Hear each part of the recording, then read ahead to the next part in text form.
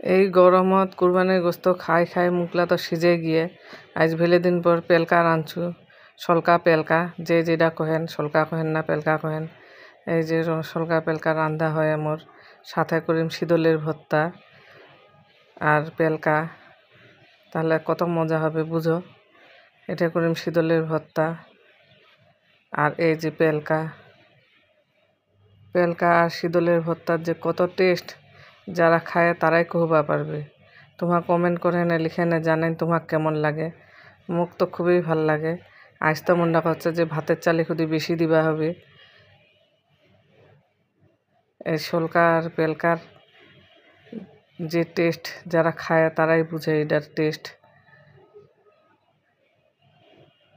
তোমার তে কি কহে, কোন ভাষায় কি কহে কমেন্ট করে জানাবেন।